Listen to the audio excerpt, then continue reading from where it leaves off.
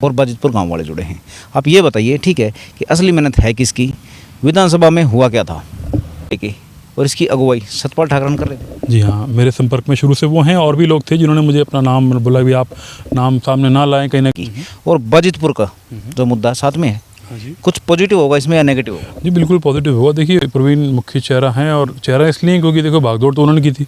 लोगों तक जानकारी वो लेके गए, मैं तो लेके गया नहीं ना। आप लोगों के दोनों रानी झांसी फ्लाईओवर के ऊपर इतनी बड़ी बात उठ चुकी है, द्वारका एक्सप्रेस वे फ्लाईओवर, दुनिया भर के फ्लाईओवर पे बात उठ रही है कि भी इतना पैसा खर्च करना था ना जी, आपने इतना कर दिया, घोटाले हैं ये। था कि मल्टी लेवल बहुल मंजिला इमारत बनाई जाए पार्किंग के लिए। सरोज नगर में है, लाजपत में, अन्य नगरों में है, बाज़ारों में है, क्योंकि बाज़ार में तो भीड़ चाल लोगों के फुटप्रिंट्स बहुत ज़्यादा होते हैं, लोगों को आना पड़ता है, लोग रहते भी हैं वहाँ पे। तो एक सफल माध्यम है बवाना की समस्या को ख़त्म करने के लिए। ये पारस त्यागी जी हमारे साथ।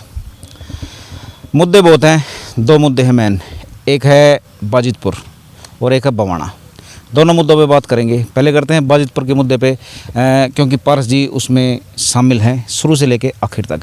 पारस जी नमस्कार। नमस्ते। अच्छा सर जी, बाजितपुर में अभी एक मुद्दा उछल रहा है बहुत, 726 बीघे का ग्राम सभा की ज़मीन का, उनके ग्राउंड का, मंदिर का, ठीक है, अलग अलग बातें आ रही है यार एक तरह से, ठीक है, लेकिन आप स्टॉप लगा सकते हो उस पर। क्या है कि विधानसभा में गए थे आप थे, अलग अलग तरह से बात आ रही है कि कोई किसान संगठन कह रहा है कि हमने करवाया है ये, ठीक है, कोई पार्टी कह रही है कि हमने करवाया, जैसे बीजेपी पार्टी होगी, आम आदमी पार्टी अपना श्रेय ले रही है उसमें, ठीक है, और भी बहुत ग्रुप हैं।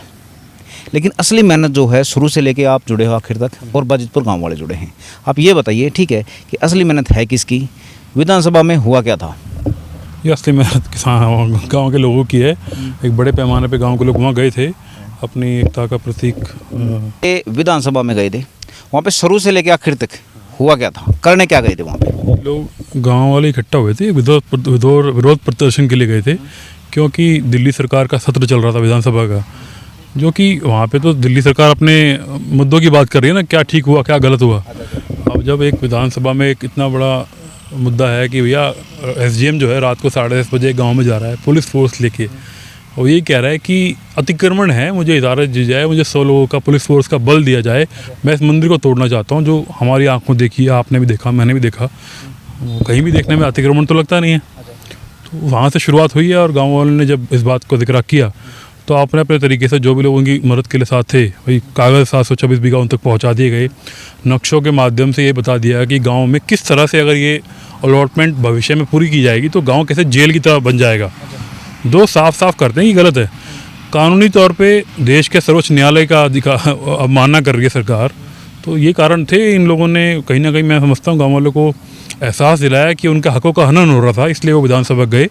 और जो बातें अगर आप कह रहे हैं कि आ रही है ना कि भाई इसने कराया उसने कराया, जो थोड़ा बहुत मैंने देखा अपनी आंखों से, मुझे तो सब लोगों एक दिखे, क्योंकि मैंने उन लोगों को सिर्फ विधानसभा में नहीं देखा, मैंने तो उन लोगों को जब वो गाँव से चले थे तब भी देखा था। वो वीडियोज़ ऑनलाइन हैं, महिलाएँ भी हैं, बहुत से गाँव के लोग हैं, आपस में मिल के जा रहे थे। मैं बताऊँगा पारस जी कि इसमें हमारा कोई ना राजनीति हो नहीं है, ठीक है भाई, थोड़ी आगे आ जाओ बाबूजी, कैमरामैन जी थोड़ा दिखा भी दो। इसमें क्या है कि मुद्दा कहीं बिखर ना जाए, इसलिए मसली जगह लेके आ रहे हैं। सतपाल ठाकरे शुरू से आखिर तक टीम के साथ जुड़े हैं, आपके साथ जुड़े हैं।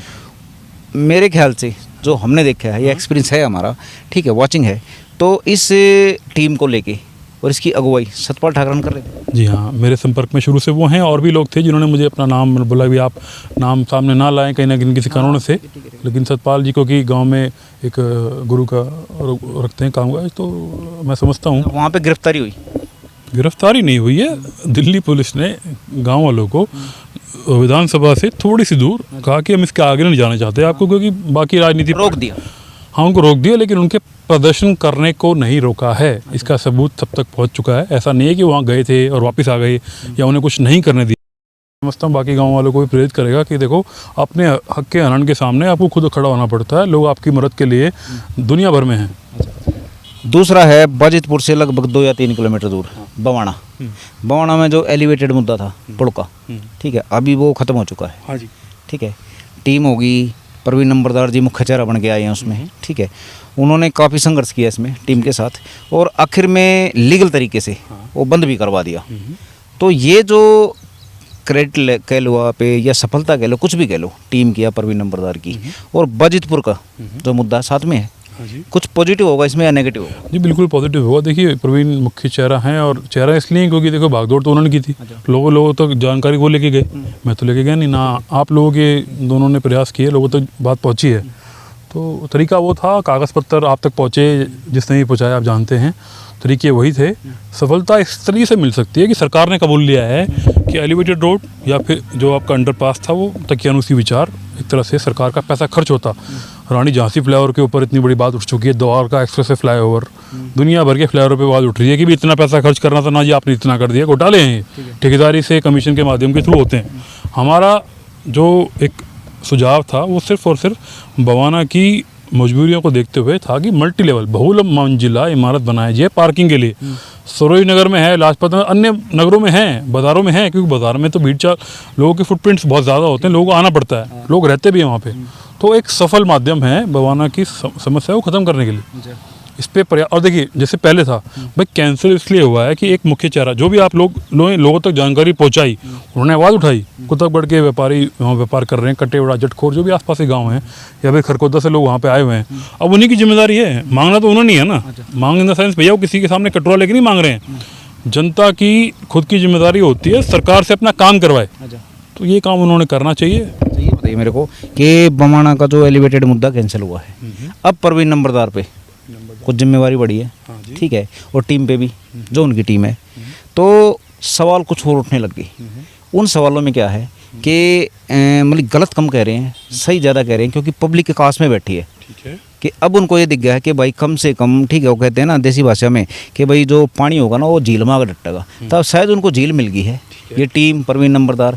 तो वो उनसे कुछ आस लगा रहे हैं, कुछ ऐसे आ रही हैं सोशल मीडिया में कमेंट हो गए, आपसदारी मिलते हैं कि भाई आप ये भी काम करवा सकते हो, आप वो भी करवा सकते हो। तो ये जो बात चल रही है, ये पॉजिटिव है या नेगेटिव है? जब तक वो लोग जो ये कमेंट्स कर रहे हैं कि आप करा दो, आप करा दो, अगर वो लोग उसको व्हाट्सएप और फेसबुक तक रखेंगे तो मैं समझूंगा हमें चिंता का विषय है, क्योंकि ये लोग वो हैं कि अपना दूसरों के कंधे पे बंदूक रख के काम कराते हैं। ये सफलता का एक तरह से रास्ता नहीं है। तो क्या करना चाहिए उनको? मैं तो ये मानता हूँ कि उनको जुड़ना चाहिए। भैया आपकी कोई डिमांड है, आप लोगों को लाओ, कागजी तौर पे सामने आ जाओ।